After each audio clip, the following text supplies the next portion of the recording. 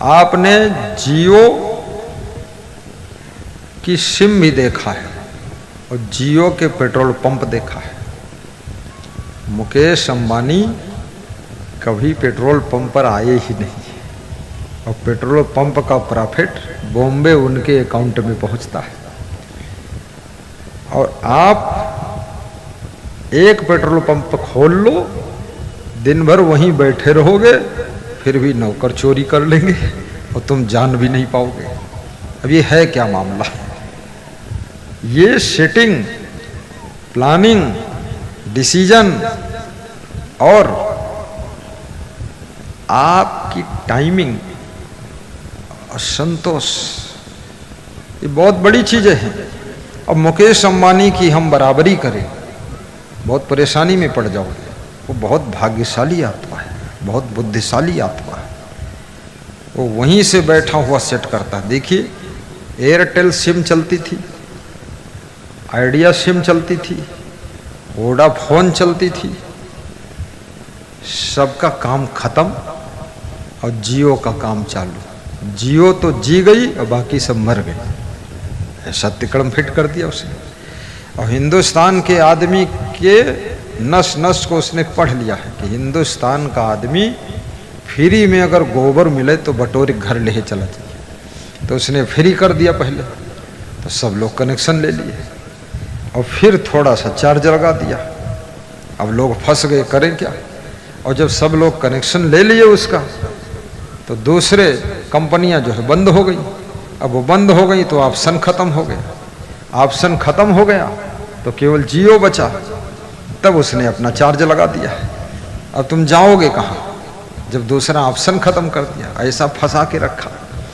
लोग समझते थे फ्री मिल गया, और ऐसा फंसाया है अब बच नहीं सकते आप। बहुत बुद्धिमान आदमी है, उसने भारत की नस पकड़ दिया कि हिंदुस्तान के लोग अभी यहाँ साड़ी बटने लग जाए फ्री, इसमें आधी औरतें गिर पड़ी हैं, मुंह फूट जाई, टांग टूट जाए, लेकिन साड़ी नोच डरी है। एक एक साड़ी 3-4 औरतें खैंचा खैंची में नोच डरी है। साड़ी चाहे आधा टुकड़ा ही मिले, लेकिन साड़ी मिले। अपन जो साड़ी पहरे रहे वह फाट जाए चाहे, लेकिन हिम्मत साड़ी मिले। बहुत अजीब लोग हैं। मैं बचपन में देखता था, कोटा रहते थे गांव में, कोटा। अब कोटेदार के यहाँ शक्कर और मिट्टी का तेल मिलता था। लोग दिन भर वहां लाइन में लगे रहते थे। दिन भर 3 रुपया लीटर मिट्टी का तेल और शक्कर वही 7-8 रुपया किलो जो हो। दिन भर लाइन में लगे और दिन भर में 20 रुपये की मजदूरी कर लेते, तो उससे ज़्यादा तेल और शक्कर खरीद लेते और दिन भर वहाँ भूखे प्यासे बेइज्जती कराते बैठे। क्यों? क्योंकि कोटे वाला है, 1 रुपया सस्ता है, बस उसकी बल लाइन में लगे। तो भारत देश में लाइन में लगने की बहुत बड़ी परंपरा है। यहाँ लाइन में बहुत लग जाते हैं। हवाई अड्डे पर जाइए आप, वहाँ लाइन लगी हुई है, सब लाइन ही लगी हुई है, क्योंकि वहाँ भी कामचोर बहुत है। 4-4 गेट है चेकिंग के लिए। एक गेट चालू है, 3 गेट बंद है। 3 गेट के जो कर्मचारी हैं बैठे गप्पे मार रहे हैं अंदर आराम से, और यहाँ लंबी लाइन लगी है, बड़े बड़े लोग खड़े। तो मैंने 2-4 जगह तो उनको सबको समझाया भी, तो 4 गेट चालू करवा दिए, क्योंकि ये क्या नाटक बना रखी है। ऐसे ऐसे लोग लाइन में लगे हैं जो उन कर्मचारियों को अपने फैक्ट्री में नौकरी नहीं देंगे, और वह मूर्ख कर्मचारी इनका लाइन में लगाए रखे और गेट चालू नहीं कर रहे। तो ये संसार में बड़ी विचित्र व्यवस्था है। जहां रहो कर्मयोगी बनो, कर्तव्यनिष्ठ बनो, अच्छा कार्य करो, कुछ नया करो, बड़ा करो, भीड़ से हट कर करो, चमत्कार करो। जो लोग संतोष नहीं करते हैं उन्हीं को टेंशन ज्यादा होती है, और भाग्य से अधिक मिलेगा भी नहीं। और भाग्य तुमने ही बनाया है, तुम्हारे कर्मों से ही तुम्हारा भाग्य बना है, और कर्म करने में तुम स्वतंत्र हो।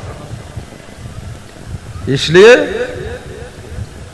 कर्मानुसार फल तो सभी मिलता यही है, मिलता यही है, कर्मानुसार फल तो सभी मिलता यही है, सभी मिलता यही है। भगवान के घर देर है, अंधेर नहीं है, अंधेर नहीं है। भगवान के घर देर है, अंधेर नहीं है, अंधेर नहीं है। साधु को भी बहुत संतोषी होने की आवश्यकता है।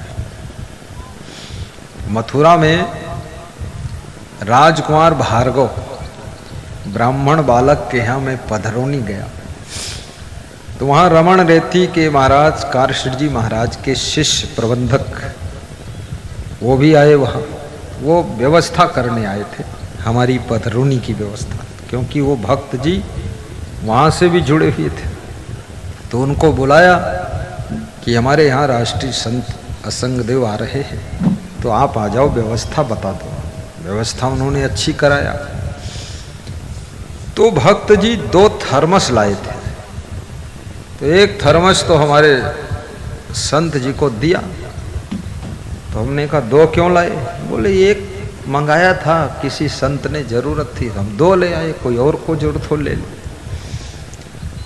तो एक तो संत ने लिया जिसको जरूरत थी, तो हमने कहा दूसरा बचा है तो ये रमण रेती वाले महाराज को दे दो। हमने सोचा वहां से आई इनको दे दो। तो उन्होंने जो उत्तर दिया तो मुझे बहुत हंसी आई, आज तक याद है। उन्होंने कहा हमको जरूरत ही नहीं, हम क्यों लेंगे। देखिए आदमी एक चम्मच अगर देख ले तो कहा हाँ लाओ यहो ले ले। उन्होंने कहा हमको जरूरत ही नहीं, हम क्यों ले, हम नहीं लेंगे। तो लिफाफे में दक्षिणा लाए थे, तो 2 लिफाफा फादिल बनाया था कि कम ना पड़े। तो हमने कहा ये 2 जो फादिल बचे ये रमण रेती वाले महाराज को दे दो। तो बोले हमको तो मिल गया, हम अब लेंगे ही नहीं, हमें एक मिल चुका है। तो हमने कहा ये संत है। हमने कहा क्या करते हो आप रमण रेती में? तो उन्होंने कहा हम गौशाला देखते हैं, गौशाला की जिम्मेदारी हमारी। अब उस साधु को संतोष, जिस गृहस्थ के मन में संतोष होता है, जिस दिन तुम संतोष करते हो उस दिन लगता है कि तुम्हारे पास जो कुछ है वो सब जरूरत से ज्यादा है।